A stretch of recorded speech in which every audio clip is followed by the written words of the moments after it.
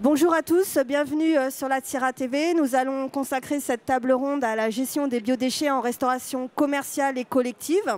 Nous avons 4 invités. Alors, je vous présente Olivier Robin, qui est président de Meiko France. Frédéric Lehoux, directrice générale de Geco Food Service. Jean-Jacques Azan, qui représente l'Agores, qui est l'association nationale des directeurs de la restauration collective, et Stéphane Martinez, qui est président de la commission développement durable au GNI. Alors, peu de restaurateurs le savent, mais tous vont être concernés d'ici 6 ans par la loi sur la transition énergétique qui imposera à tous de collecter et de gérer leurs biodéchets. Donc 6 ans, ça passe vite et c'est pourquoi nous allons faire le point aujourd'hui sur les solutions qui peuvent déjà être mises en œuvre et sur la réglementation. Frédéric Lehoux, donc vous représentez Geco Food Service et vous avez le Geco Food Service a élaboré un guide il y a peu de temps sur les biodéchets. Est-ce que vous pouvez nous présenter le guide ainsi que les obligations des restaurateurs ? Oui, alors effectivement, le Geco Food Service a piloté en fait la rédaction d'un guide spécifique, très pratico-pratique pour les professionnels de la restauration collective sur la gestion des biodéchets en restauration. Ça a été un travail de partenariat avec un grand nombre d'organisations, dont Agores, Stéphane Martinez a également collaboré, je ne pourrais pas tous les citer. On était cofinancé par l'ADEME et c'était piloté par les ministères avec relecture, puisque effectivement depuis 2016, on a une obligation pour les gros producteurs, ceux qui produisent plus de 10 tonnes de biodéchets par an ou 60 litres d'huile usagée. Et vous l'avez fort justement rappelé, dès 2025, tout le monde sera concerné, même les ménages. Et ce guide, il est téléchargeable, on peut le retrouver d'ailleurs sur le site de l'ADEME, il est téléchargeable aussi depuis le site du Geco Food Service, dans un espace accessible à tous, en professionnels de la restauration. Donc il vous permet de savoir si actuellement vous êtes oui ou non sous le seuil des 10 tonnes pour l'obligation. Je devrais dire les obligations, parce qu'en fait, il y a une première obligation, c'est celle de trier à la source ces biodéchets. Donc dans les cuisines ? Dans les cuisines, mais également pendant tout le process de préparation et dans l'espace de service. Ensuite, le professionnel a également l'obligation de valoriser les biodéchets, donc de les faire collecter et ensuite de les destiner à un prestataire qui va être en capacité de les valoriser. Et l'esprit de la loi, c'était de les valoriser avec un retour à la source, donc soit vers de la méthanisation, soit vers du compostage.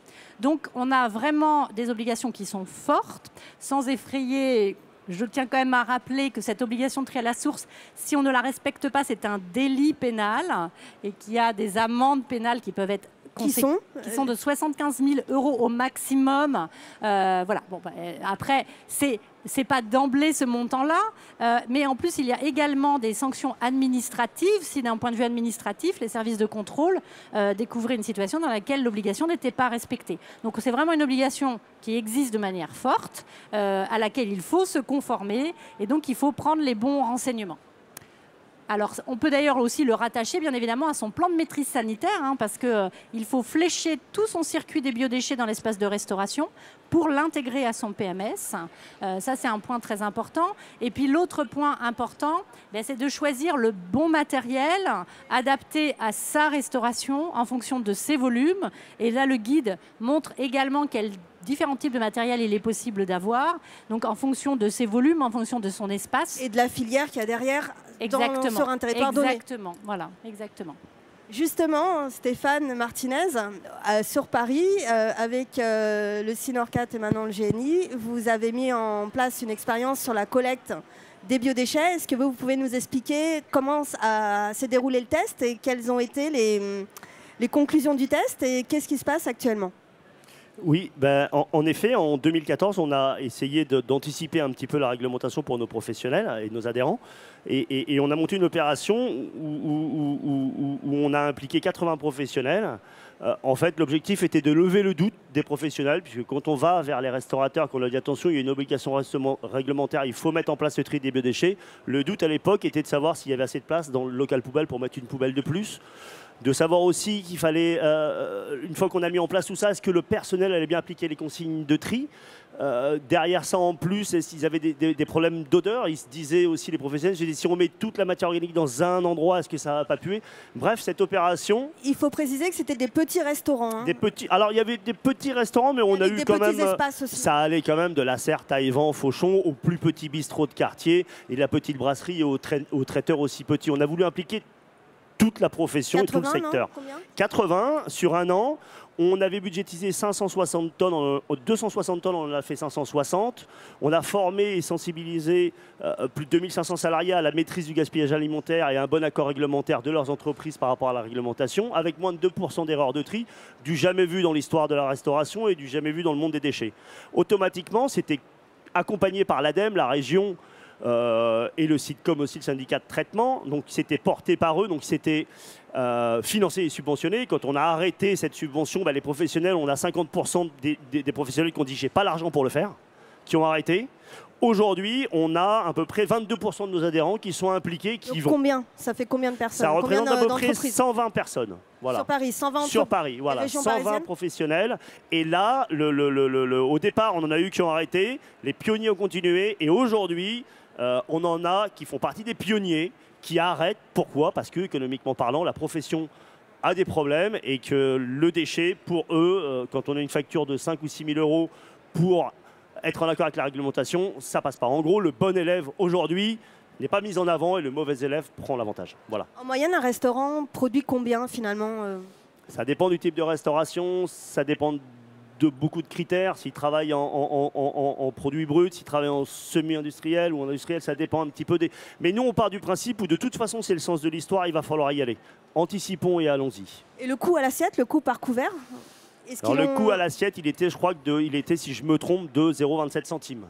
Voilà, le coût à l'assiette. Un coût trop élevé sans subvention de toute façon? Un coût élevé qui, on pense, nous, au GNI, qu'il faut accompagner les producteurs de cette matière première, surtout au départ de cette filière, qui derrière ça, elle est vertueuse au niveau impact environnemental et au niveau impact social. Brièvement, pour expliquer, une fois que vous collectez les déchets, une fois que les déchets sont collectés, où est-ce qu'ils vont? Et, une fois que ces déchets sont collectés chez nos professionnels, il y a une partie qui part, ils en font du méthane, donc c'est du gaz, on peut très bien le retrouver dans les restaurants. Il y a aussi certaines unités qui font de la cogénération électrique, donc on retrouve aussi l'énergie dans les restaurants. Donc une valorisation. Une valorisation, et il y a une deuxième source de valorisation, puisqu'on prône le retour au sol de cette matière. Il y a certains opérateurs qui font du compost. Ce compost est remis à distribution des maraîchers qui remettent des légumes dans la restauration. En gros, la restauration fait partie et est un acteur majeur de la transition et de l'économie circulaire aujourd'hui. Merci. Monsieur Robin, pour Meeco France, vous aussi, vous proposez des solutions techniques. Est-ce que vous pouvez nous les présenter et nous dire comment vous vous inscrivez dans cette filière, dans cette nouvelle filière? Alors nous, on s'inscrit en amont dans la filière puisque en fait, notre métier, c'est de trouver des solutions techniques qui permettent d'optimiser la gestion des déchets chez le producteur, donc chez nos restaurateurs. Et donc le dispositif consiste à supprimer toutes les opérations manuelles, sécuriser sur le plan de l'hygiène, c'est-à-dire qu'on positionne des collecteurs là où sont produits les biodéchets, donc ça peut être en légumerie, en retour de self, en laverie, et ces biodéchets sont ensuite transférés automatiquement via une tuyauterie vers un broyeur qui va également réduire de 20% à peu près le volume des déchets pour être stocké en cuve sous forme de soupe. Cette soupe est particulièrement appréciée des méthaniseurs puisque c'est la première opération que fait un méthaniseur quand il reçoit des biodéchets, c'est qu'il commence à les broyer pour les former en forme de soupe. Donc c'est une matière qui est particulièrement appréciée des méthaniseurs mais qui peut être aussi utilisée en composteur. L'intérêt du stockage en cuve, c'est qu'on va pouvoir stocker pendant 1 mois, 2 mois dans des conditions d'hygiène optimales puisqu'on est avec un biodéchet qui est stable dû à son acidité importante qui est de l'ordre de 3,35 pH et également un système qui est sécurisé puisqu'on a une barrière physique à la sortie du collecteur et donc tout ça se fait sans odeur, sans problématique de jus et en permettant d'optimiser les collectes pour éviter des collectes trop fréquentes puisque évidemment la collecte en bac elle doit se faire je dirais normalement stockée dans un local réfrigéré et collectée tous les 3 jours pour éviter la dégradation de la matière. Donc ça veut dire que vous adressez plus particulièrement aux gros producteurs? Alors pas forcément, parce qu'effectivement on a cuve, commencé, puisque les seuils étaient assez élevés au départ en 2012, on a des solutions qui existaient déjà depuis très longtemps, puisque notre expérience dans le domaine, elle est préexistante depuis environ 30 ans dans les bateaux. Donc on a ces systèmes-là qui sont effectivement des systèmes par aspiration, qui ont l'avantage d'être très adaptés à des gros producteurs ou à des producteurs type cuisine centrale qui ont des points de collecte à nombreux et dans différents endroits du bâtiment.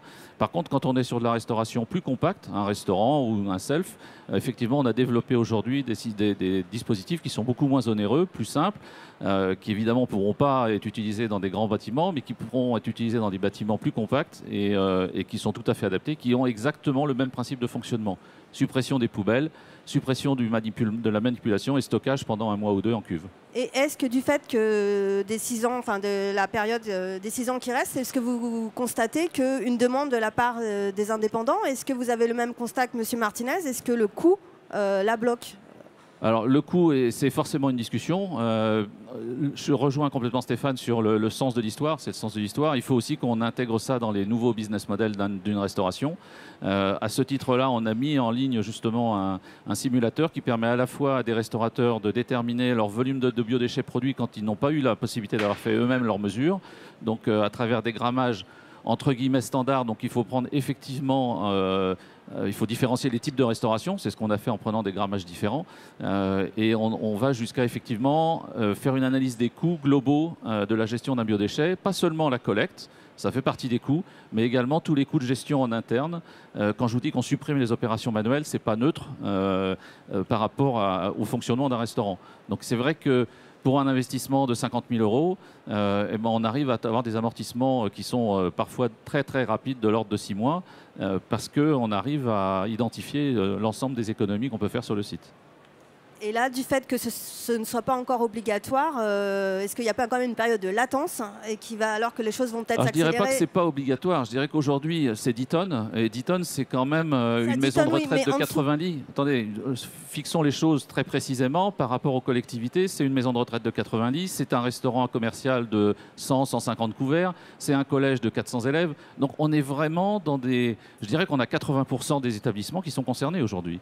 Et les 20% restants, effectivement, c'est 2025, mais on a déjà un nombre important d'établissements qui n'ont pas, loin de là, tous mis en place ce qui devrait être mis en place. Monsieur Jean-Jacques Azan, vous représentez l'Agores. L'Agores, certains adhérents de l'Agores ont mis en place des moyens différents de gérer leurs biodéchets, par exemple comme le compostage de proximité. Est-ce que vous pouvez nous expliquer comment ça se passe et quelles sont les contraintes et les avantages ? Oui, en fait, le principe est un peu exactement le contraire de ce qu'on a expliqué, c'est-à-dire que c'est comment ne pas faire de collecte. Donc en fait, on fait tout ça chez soi. Un tri quand même. Alors le tri est une des contraintes, c'est d'ailleurs la principale en fait. Ça, c'est la vraie contrainte qu'on a tous de toute façon, c'est le tri. Si la qualité du tri n'est pas réalisée, si on le fait faire par quelqu'un d'autre, ça va coûter beaucoup plus cher. Sinon, on ne pourra pas valoriser. Donc de toute façon, ça ne collera pas. Donc le tri, c'est un élément essentiel. Le deuxième élément essentiel, c'est connaître sa production de biodéchets. Donc compter, voilà. Alors nous, peser. On n'est pas parti du... Hein, peser pour... Oui, compter, ça veut dire peser en fait. Peser, qualifier, etc. On est parti du principe, nous, qu'on a une action éducative, parce que la restauration collective territoriale, c'est beaucoup les écoles, les collèges, les lycées. Donc dans ce travail éducatif, il fallait agir pour la réduction du gaspillage. Et que pour agir pour la réduction du gaspillage, il fallait le voir. Et que, y compris pour valoriser les déchets et puis faire comprendre, avoir œuvre éducative dans ce sens-là, il fallait montrer aux enfants qu'est-ce qui se passait.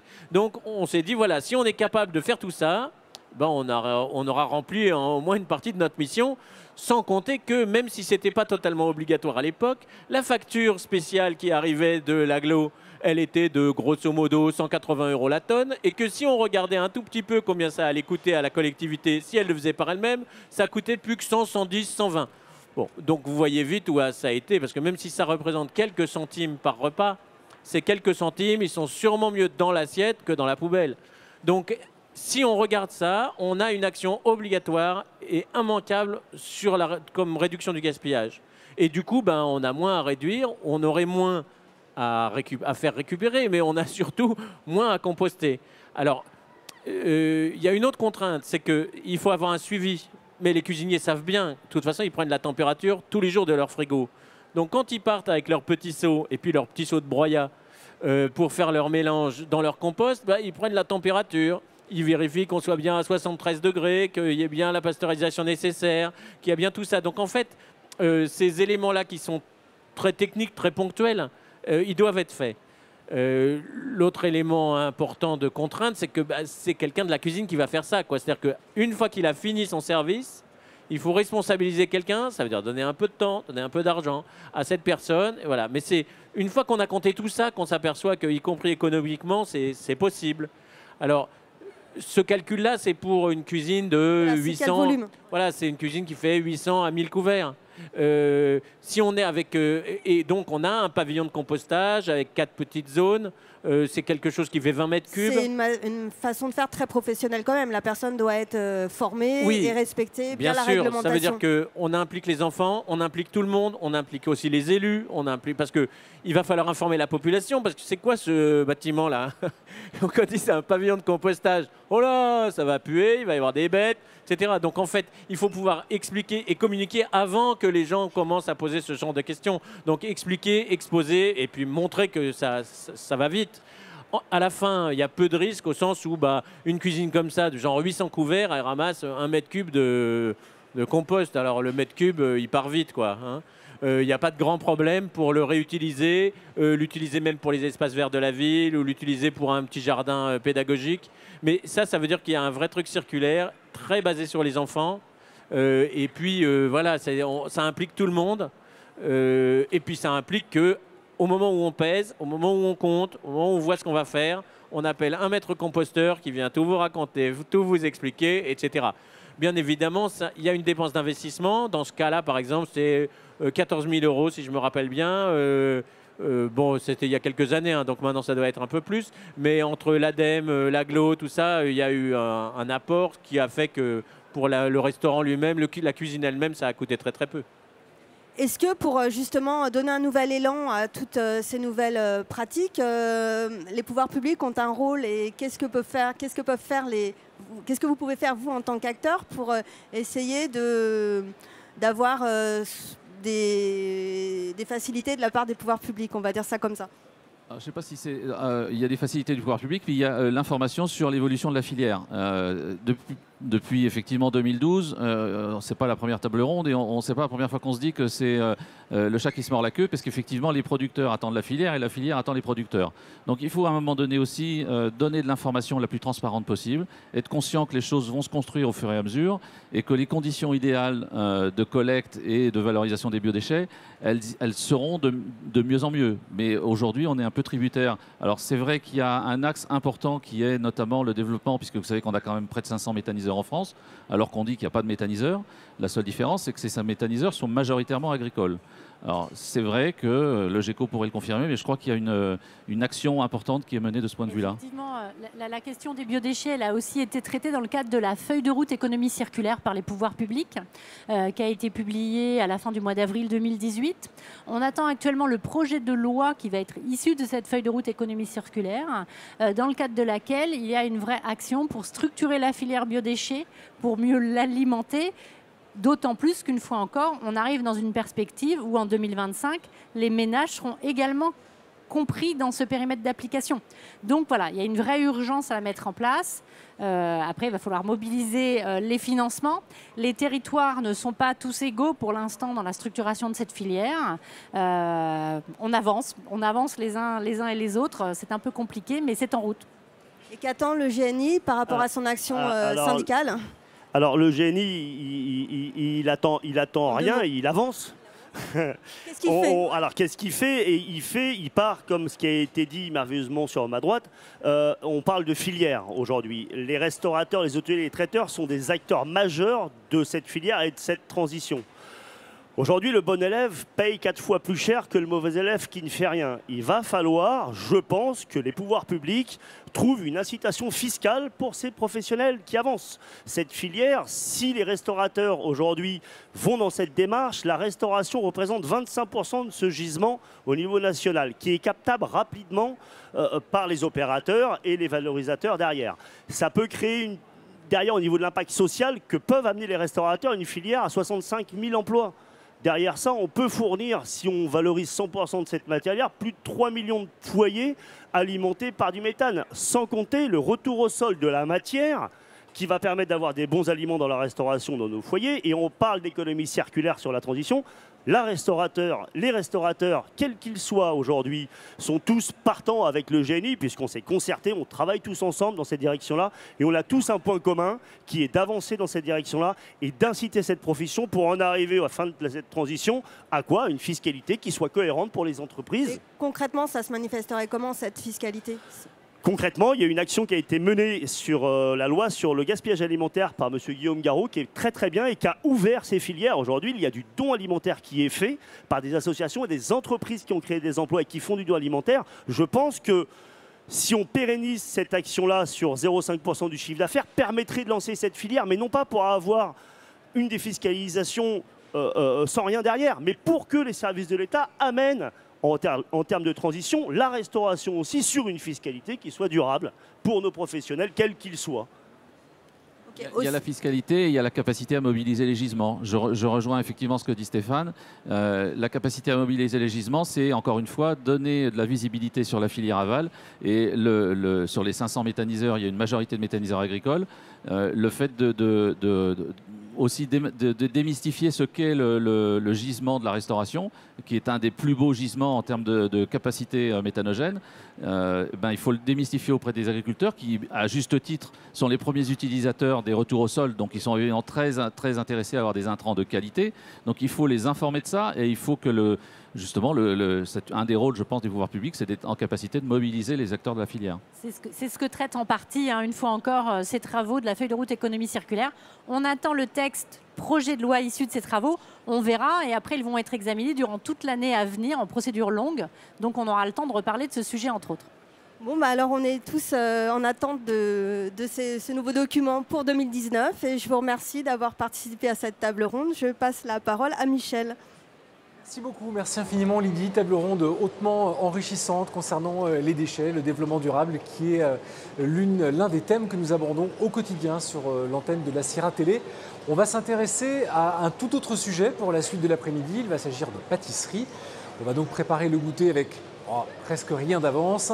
Un Paris-Brest cacahuète avec un champion de France des desserts qui s'appelle François Josse. On le retrouve après avoir revécu en images ce qui s'est passé ici même, au Sierra à Lyon, hier, première journée.